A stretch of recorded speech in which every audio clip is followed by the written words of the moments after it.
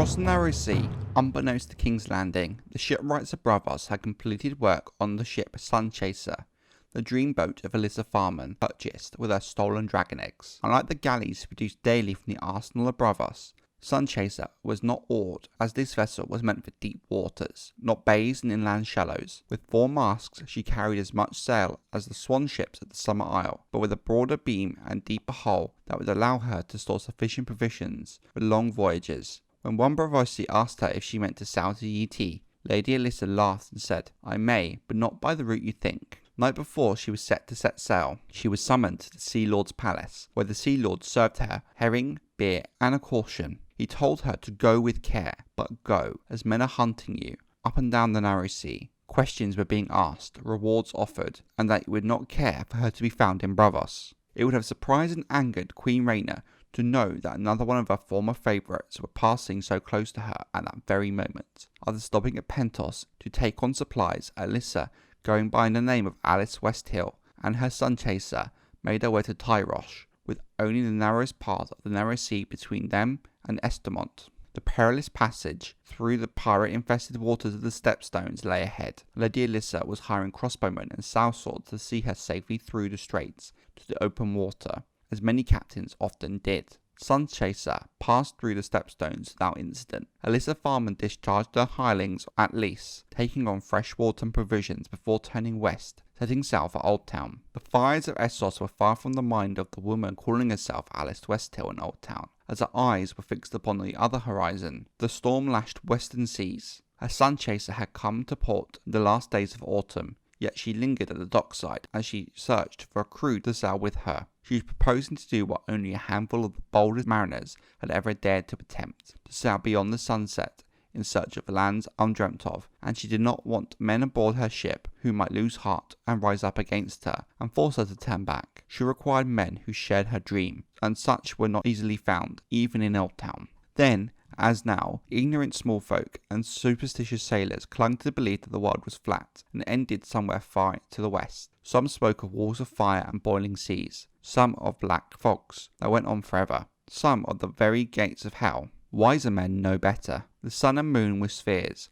Reason suggests that the world must be a sphere as well, and centuries of study had convinced the Archmaesters there could be no doubt. The dragon lords of the freehold of Illyria had believed the same, as did the wise men of many distinct lands, from Karth to Yt. The same accord did not exist as in regards to the size of the world. Even amongst the Archmaesters of the Citadel there was deep division. Some believed the Sunset Sea to be so vast that no man could ever hope to cross it. Others argued it might be no wider than the Summer Sea, where it stretched from the Arbor to Great Morac. A long distance to be sure, but one that bold captain might hope to navigate with the right ship. A western route to the silk and spices of Yt could mean incalculable riches for the man who found it, if the sphere of the world was small as these wise men suggested. Elissa Farman did not believe it was. The writings she left behind showed that even as a child, Elissa was convinced the world was far larger and stranger than the Maesters imagined. Her dream was not the merchant's dream of reaching Eutholios and Ashai by sailing west. Hers was a bolder vision. Between Westeros and the far eastern shores of Essos and Eutholios, she believed lay other lands and other seas waiting to be discovered. Another Essos, another Eutholios, another Westeros. Her dreams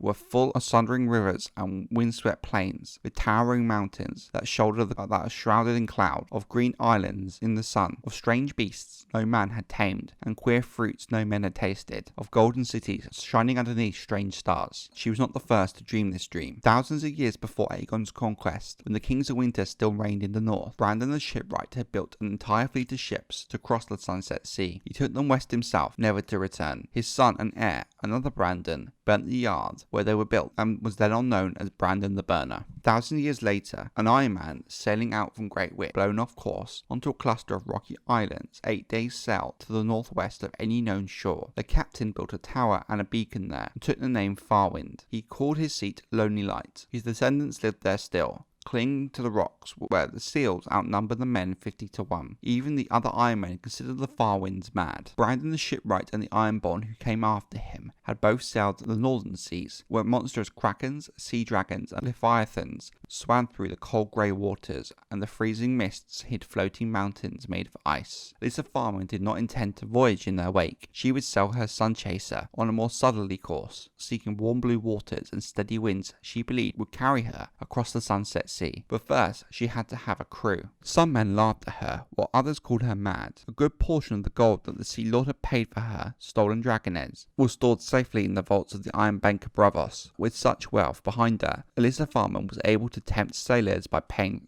3 times the wage of other captains could offer. Slowly, she began to gather willing hands. Word of her efforts came to the attention of Lords of the Hightower. Lord Donald's grandsons, Eustace and Norman, both noted mariners in their own right, were sent to question her. Instead, both men signed on with her, pledging their own ships and crews to her mission. After that, sailors clambered over one another in the haste to join her crew. The Sun Chaser departed Old Town on the 23rd day of the 3rd month of 56 AC, making her way down the Whispering Sound for the open seas in company with Sir Norman Hightower's Autumn Moon and Sir Eustace Hightower's Lady Meredith. Their departure came not a day too soon, as word of Elissa Farman and her departure and her desperate search for a crew had finally reached King's Landing. King Jaehaerys saw through Elissa's false name at once and immediately sent ravens to Lord Donald in Old Town, commanding him to take the woman in custody and deliver her to the Red Keep for questioning. The birds came too late, or may perhaps, as some suggest, Donald the Delayer delayed again. Unwilling to risk the king's wrath, his lordship dispatched a dozen of his own swiftest ships to chase down Elissa Farman and his grandsons, but one by one they staggered back to port, defeated. When word of her escape reached the Red Keep, the king pondered long and hard on chasing after Elissa Farman himself. No ship can sail as quick as the dragon flies, he reasoned. May perhaps Vermithor could find her where Lord Hightower's ships could not. But the very notion terrified Alsyanna. Even dragons could not stay aloft forever. She pointed out, looking at the charts that existed of the Sunset Sea, it showed neither islands or rocks to rest upon. Grand Maester Benefit and Septon Buff concurred, and against their opposition,